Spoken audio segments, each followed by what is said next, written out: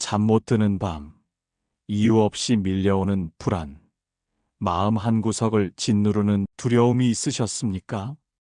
부처님께서는 우리에게 그 괴로움에서 벗어나는 4가지 수행을 남기셨습니다. 지금 이 순간부터 그 가르침을 따라 마음의 평온을 되찾아 보십시오. 사람은 누구나 불안을 느끼며 살아갑니다. 내일의 일도, 지금의 일도, 아직 일어나지 않은 미래의 가능성조차도 우리 마음속에 두려움의 그림자를 드리웁니다. 그 두려움은 때로 현실보다 훨씬 더 커다란 괴로움이 되어 잠을 앗아가고 웃음을 빼앗고 사람 사이를 멀어지게 합니다. 하지만 부처님께서는 말씀하셨습니다. 두려움은 실체가 아닌 마음이 만들어낸 그림자일 뿐이라. 두려움은 눈앞의 사자나 칼이 아니라 대부분은 이럴지도 모른다. 어떡하지? 망하면 어떡하지라는 마음속의 상상에서 비롯됩니다. 그리고 그 상상을 멈추지 못할 때 우리는 불안의 덫에 스스로 갇히고 맙니다. 그래서 부처님께서는 이 불안과 두려움을 다스리는 첫 번째 수행으로 관찰을 가르치셨습니다. 피하지 말고, 억누르지 말고, 그냥 바라보라고 하셨습니다. 바로 사띠, 즉, 마음 챙김 수행입니다. 부처님께서는 이런 말씀을 하셨습니다. 마음의 움직임을 관찰하는 자는 두려움이 일어나는 순간을 분명히 볼 수 있다. 그리고 그 두려움은 실체가 없다는 것을 알게 되리라. 사띠는 단순히 집중하는 것이 아닙니다. 그것은 지금 이 순간에 있는 그대로의 자신을 알아차리는 수행입니다. 아, 지금 내 마음이 불안하구나. 내 가슴이 조이듯 답답하구나. 내 생각이 자꾸 미래로 흘러가고 있구나. 이렇게 자기 마음을 있는 그대로 지켜보는 것. 그것이 바로 사띠이며 두려움이 나를 지배하지 못하도록 하는 첫 번째 방패입니다. 이러한 수행을 수행이라 부르는 이유는 처음엔 잘 안 되기 때문입니다. 사람은 본능적으로 괴로움을 피하고 싶어 합니다. 하지만 부처님께서는 괴로움을 직시하는 용기야말로 진정한 평온에 이르는 문이라 말씀하셨습니다. 사띠는 특별한 수행 공간에서만 할 수 있는 것이 아닙니다. 부처님께서는 일상 속 모든 순간이 수행의 기회임을 가르치셨습니다. 아침에 일어났을 때 내가 지금 어떤 기분으로 눈을 떴는가를 관찰해 보십시오. 누군가의 말에 마음이 흔들릴 때 지금 내 감정은 어떤가를 들여다보십시오. 걱정이 밀려올 때 무엇이 내 마음을 이렇게 불안하게 만드는가를 지켜보십시오. 그저 보는 것만으로도 마음속의 파도가 서서히 잦아듭니다. 그 순간 두려움은 내 안의 힘 앞에 조금씩 힘을 잃습니다. 자바 함경에는 다음과 같은 구절이 있습니다. 두려움이 일어났을 때 지혜로운 이는 그 마음을 돌이켜 살핀다. 그것이 어디에서 왔는지, 무엇을 근거로 일어났는지를 분별하며 결국 두려움은 사라진다. 이 말씀은 단순한 위로가 아니라 실제적인 수행의 원리입니다. 두려움은 무언가를 놓치고 싶지 않다는 마음, 어떻게든 피하고 싶다는 집착에서 비롯되며 그 뿌리를 지켜보는 순간 그것은 더 이상 나를 지배할 수 없습니다. 한 어머니가 있었습니다. 아이가 대학을 떨어질까, 좋은 직장을 못 갈까, 결혼을 잘 못할까, 항상 걱정이 많았습니다. 잠이 오지 않고 마음이 늘 조급하고 불안했습니다. 어느 날 그 어머니는 이런 가르침을 듣게 됩니다. 마음을 지켜보세요. 아이가 아니라 지금 어머니의 마음을. 그제야 어머니는 알게 되었습니다. 불안은 아이의 현실에서 온 것이 아니라 자신의 상상에서 자라난 괴물이었다는 것을. 그 순간부터 어머니는 삿디 수행을 시작했습니다. 아이에 대한 걱정이 올라올 때마다 그 생각을 바라보았습니다. 또 내 마음이 불안을 만들어내는구나. 지금 내 마음이 미래를 잡으려 하는구나. 시간이 지나자 불안은 점점 약해졌고 어머니는 아이와 더 깊고 평화로운 관계를 맺을 수 있게 되었습니다. 부처님께서는 우리에게 말하십니다. 어둠은 어둠을 몰아낼 수 없고 두려움은 두려움을 몰아낼 수 없다. 오직 지켜보는 지혜만이 어둠 속의 길을 밝혀줄 뿐이다. 오늘 당신의 마음 속에도 걱정과 두려움의 그림자가 드리워져 있다면 그림자를 없애려 애쓰기보다는 그 그림자가 생긴 빛을 먼저 바라보십시오. 그 빛은 바로 지금 이 순간 당신이 당신의 마음을 관찰하는 바로 그 눈입니다. 우리가 느끼는 불안의 뿌리는 어디에 있을까요? 가만히 들여다보면 그 중심에는 놓치지 않으려는 마음, 즉 집착이 있습니다. 더 가지지 못할까봐, 잃게 될까봐, 남보다 뒤처질까봐, 사랑받지 못할까봐. 이 모든 걱정과 두려움은 무언가를 소유하고 싶다는 마음에서 생깁니다. 부처님께서는 이 점을 꿰뚫어 보시고 불안은 소유에서 생기고 평온은 내려놓음에서 생긴다. 라고 설하셨습니다. 부처님께서 깨달음을 얻으신 후 가장 먼저 하신 설법이 바로 무상무아의 가르침이었습니다. 이 세상 모든 것은 변하고 그 어떤 것도 영원히 나의 것이 될 수 없다. 내가 가진 것들, 재산, 명예, 가족, 젊음, 건강, 감정, 생각, 그 어느 것도 내 뜻대로 붙잡아 둘 수 없습니다.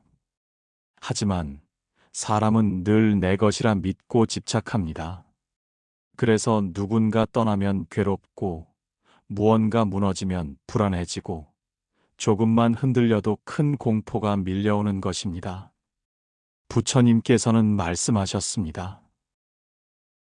집착은 불의 불꽃과 같으니 그것을 붙잡는 자는 반드시 타게 된다. 우리가 손에 들고 있는 욕망이라는 불덩어리를 조금씩 내려놓을 수 있다면 마음은 그만큼 가벼워지고 평온해집니다. 하지만 내려놓음도 수행입니다. 억지로 버리는 것이 아니라 깨달아 알아차림으로써 자연스레 흘러가게 하는 것입니다. 예를 들어, 내가 어떤 물건을 잃었을 때 왜 그렇게 괴로웠는지를 돌아보는 것, 누군가를 떠나보낼 때 왜 마음이 무너졌는지를 알아차리는 것, 그 과정에서 우리는 이것이 내 것이 아니었구나. 잠시 인연 따라왔다가 인연 따라가는 것이었구나. 하고 마음 깊이 이해하게 됩니다. 법구경에는 이런 구절이 나옵니다. 집착을 떠난 이는 불꽃이 꺼진 것처럼 평온하다. 어둠에도 요동치 않고 이름에도 괴로워하지 않는다. 이 경전 구절은 마치 삶의 파도에 요동치 않는 배와 같습니다.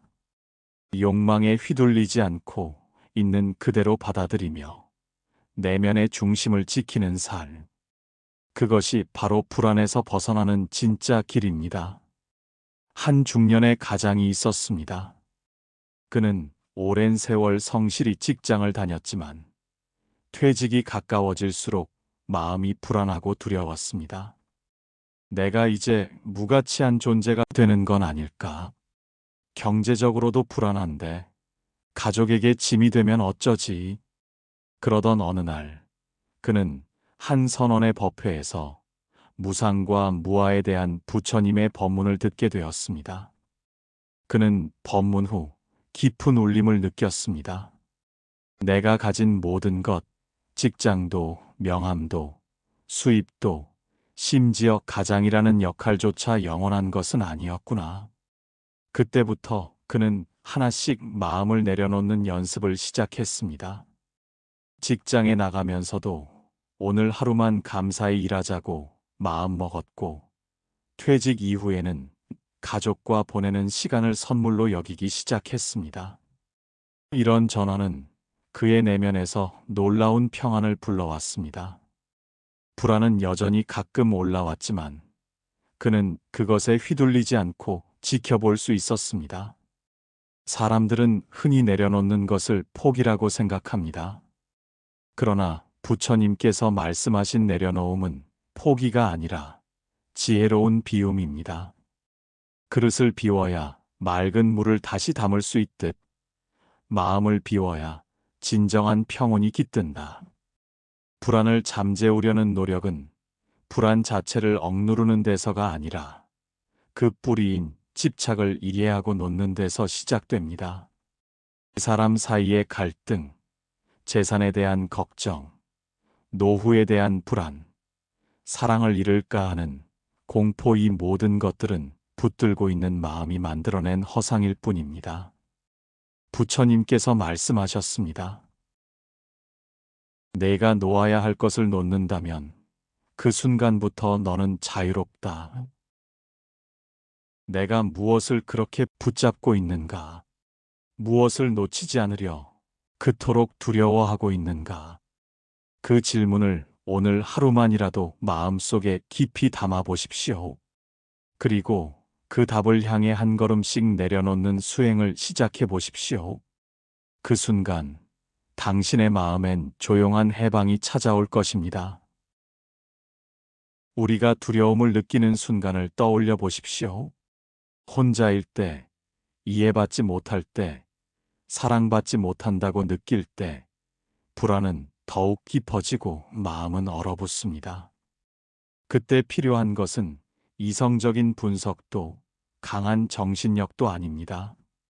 그저 따뜻한 위로 한마디, 괜찮아.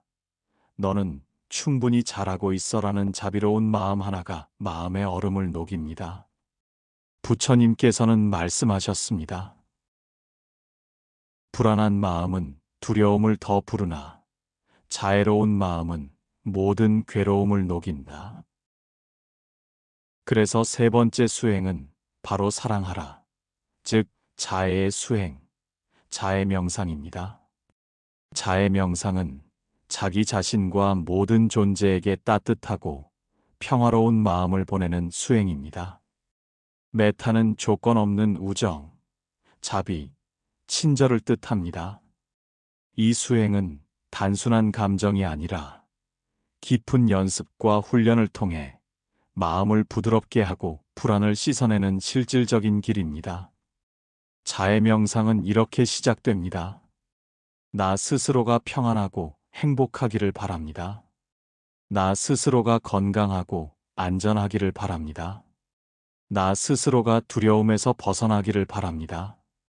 그리고 그 따뜻한 마음을 가족에게, 친구에게, 중립적인 사람에게, 심지어 나를 괴롭힌 사람에게까지 넓혀갑니다. 결국에는 이 세상 모든 존재가 두려움과 고통에서 벗어나기를 바랍니다. 라는 보편적인 사랑으로 퍼져갑니다. 앙구따라니까야에서 부처님께서는 말씀하셨습니다.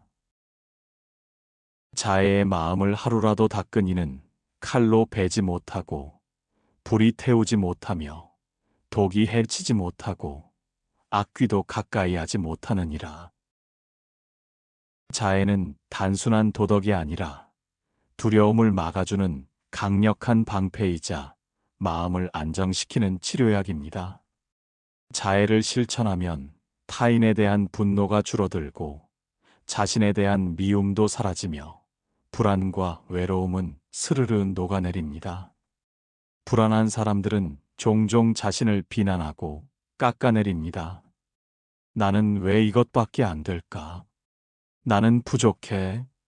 나는 사랑받을 자격이 없어. 하지만 부처님께서는 먼저 자기 자신을 자애로 감싸야 다른 존재를 향한 자비도 진실해질 수 있다고 하셨습니다. 그래서 자애 명상의 첫 단계는 자기 자신을 향한 사랑입니다. 오늘 하루 거울 앞에서 조용히 눈을 감고 이렇게 읊조려 보십시오. 나는 평안하기를 원합니다. 나는 건강하고 자유롭기를 원합니다. 나는 있는 그대로 충분히 소중한 존재입니다. 이 간단한 문구를 하루 5분만 반복해도 마음의 불안은 놀랍도록 가라앉습니다. 한 직장인이 있었습니다. 그는 작은 실수에도 크게 자책했고 상사의 말 한마디에 불안에 휩싸이곤 했습니다. 나는 쓸모없는 사람 아닐까? 이런 나를 누가 좋아해 줄까?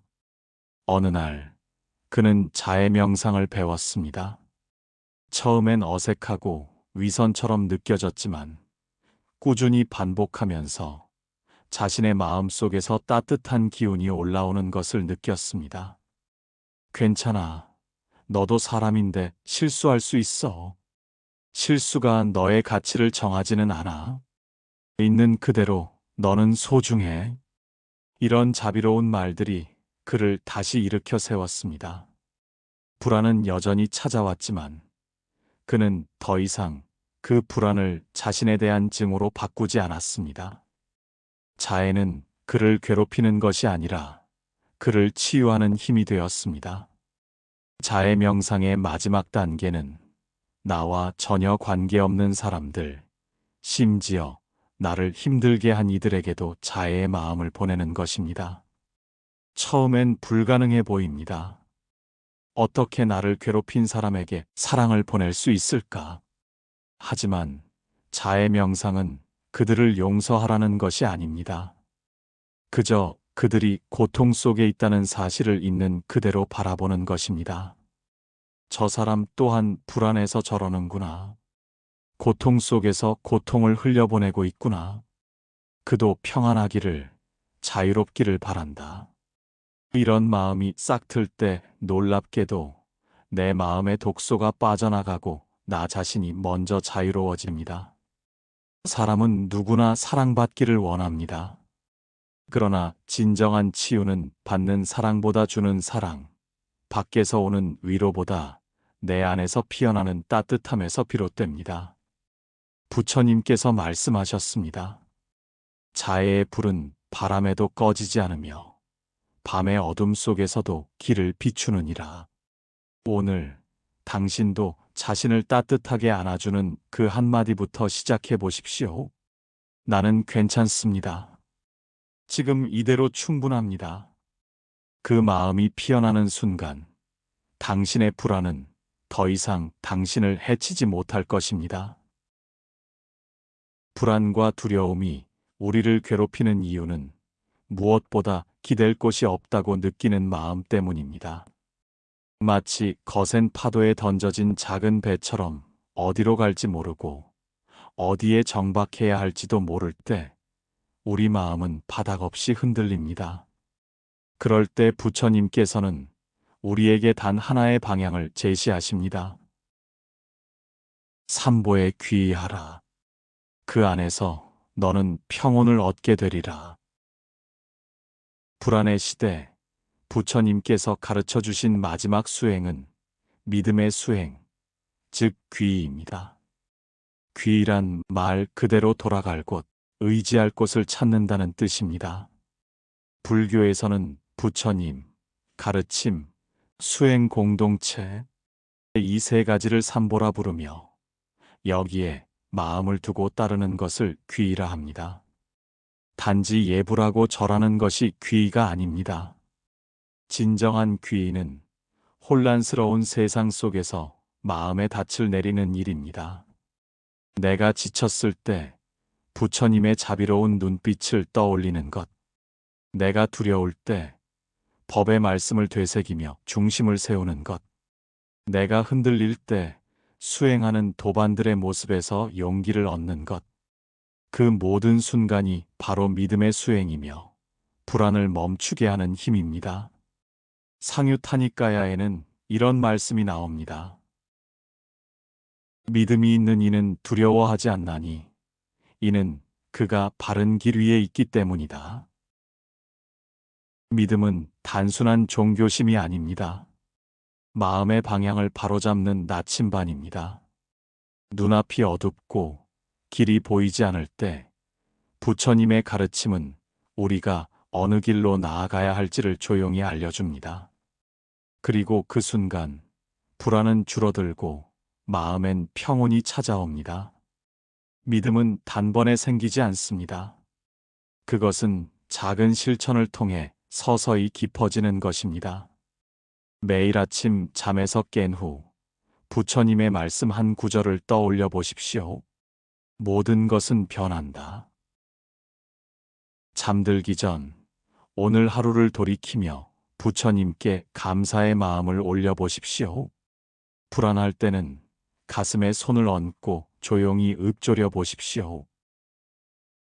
나는 부처님께 귀의합니다. 나는 법에 귀의합니다. 나는 승가에 귀의합니다. 이 세 구절만으로도 흔들리는 마음이 고요해지는 것을 느낄 수 있습니다.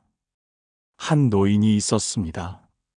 의사에게 불치병이라는 말을 듣고 처음엔 크게 낙담했습니다. 죽음이 다가오고 있다. 이제 다 끝났구나. 마음은 무너졌고 불안은 더욱 깊어졌습니다. 그러다 우연히 선원에서 부처님의 말씀을 듣게 되었습니다. 삶과 죽음은 다르지 않다. 태어남은 죽음을 포함하고 죽음은 새로운 인연의 시작일 뿐이다. 그 노인은 이 말씀이 마음속에 깊이 새겨졌습니다.